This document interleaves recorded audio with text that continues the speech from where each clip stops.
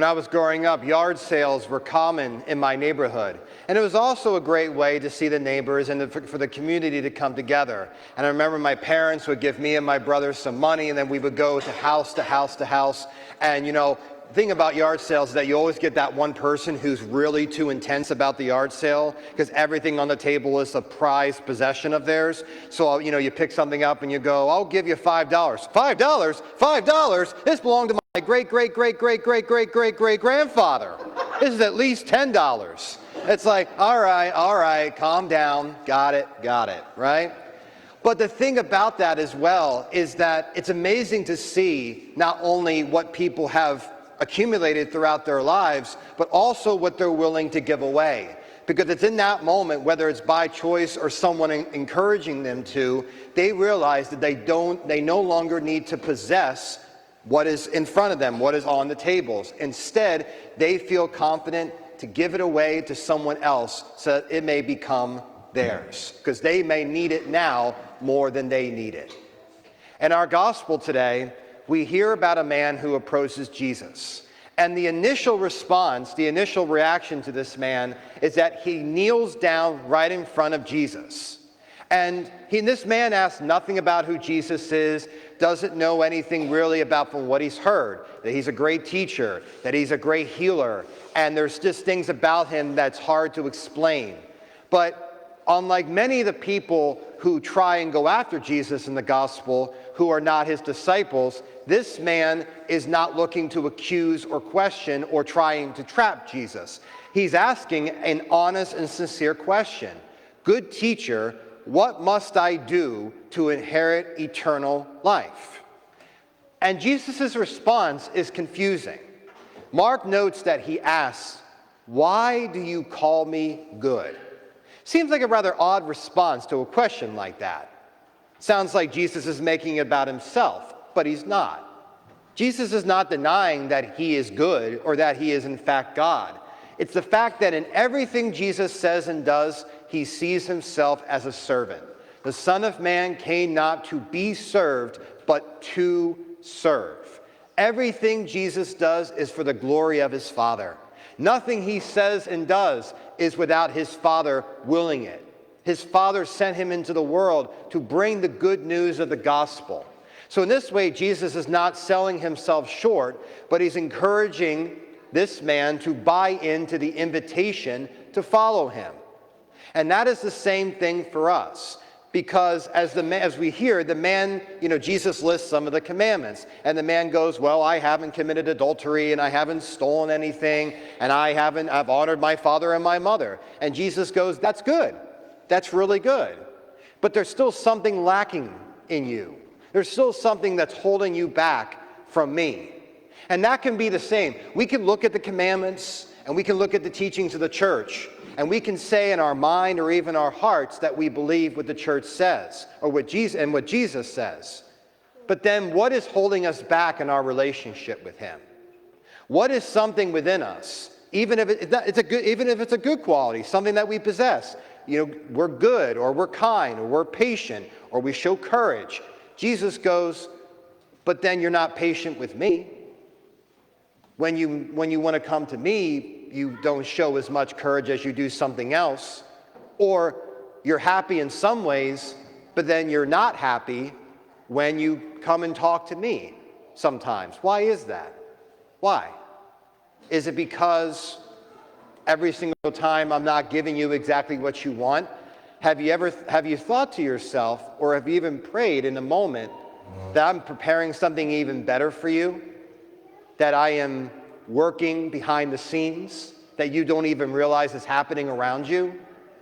But then open yourself to buy into the idea that I do hear you and that I do love you.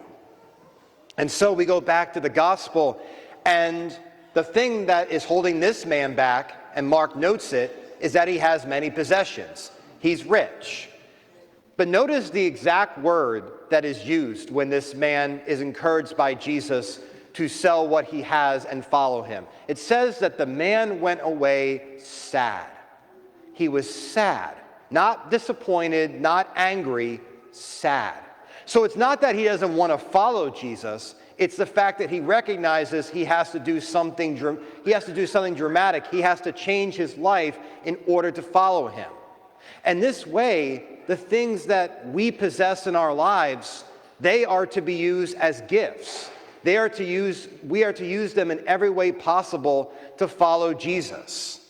But then we're sometimes sad because following Jesus is not easy sometimes. It requires us to listen to some hard teachings and recognize and accept some hard truths. But sometimes the truth is hard to accept, but still the truth nonetheless.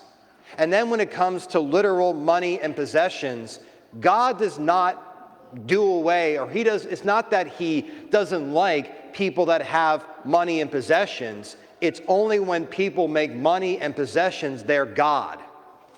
And they think that gives them the opportunity to get away from anything, including a relationship with him.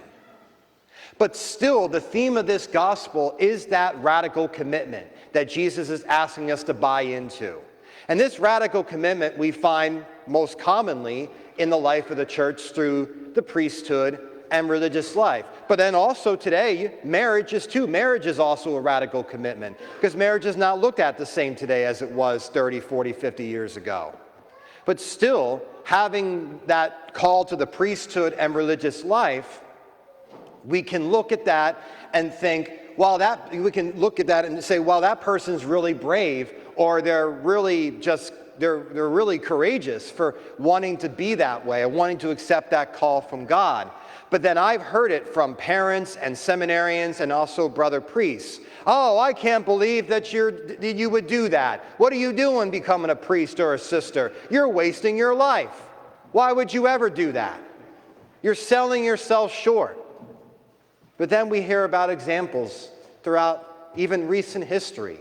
St. John Paul II, he gave up a very promising teaching career. Would have been just fine being a teacher, but God called him to be a different kind of teacher. And he became one of the greatest popes, one of the greatest saints in the history of the church. And then you have St. Elizabeth Ann Seton, who was married, who had 5 or 6 children, and her husband very sadly, tragically passed away, and she was left a widow with 5 or 6 small children. And so she decided to form her own religious order, the Sisters of Charity, and form a school that still exists to this day, the Seton School in Emmitsburg, Maryland. And in fact, not only did she form that order, the Sisters of Charity, but later on, 2 of her daughters actually joined the same order that their own mother founded. And then, well, Father, those are saints, and they're awesome, but what about just some ordinary guy?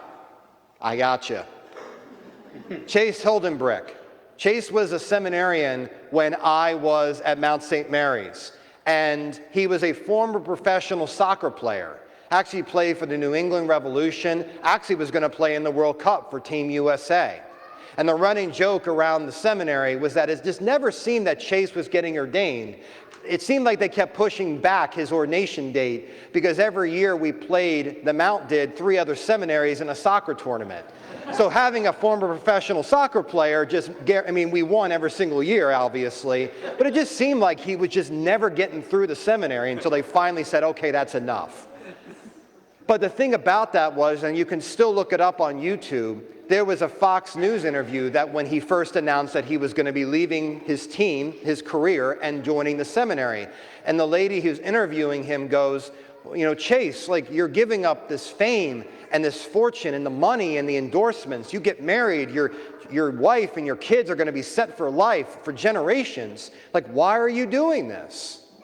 And Chase said to this woman, I could have everything that the world offers me, but Christ has called me to sell what I have and follow him. I can't think of a greater honor in this life than that. So yes, I am giving up a lot, but what I am buying into is a life that God himself chose me for. This day and every day, let us not sell ourselves short, but instead buy in to the invitation to follow Jesus. Because if nothing else, if we think that's impossible, if we think that he can't call us in that way, there is one truth that we can always take to heart, and that is, God makes the impossible possible. Praise be Jesus Christ. Amen.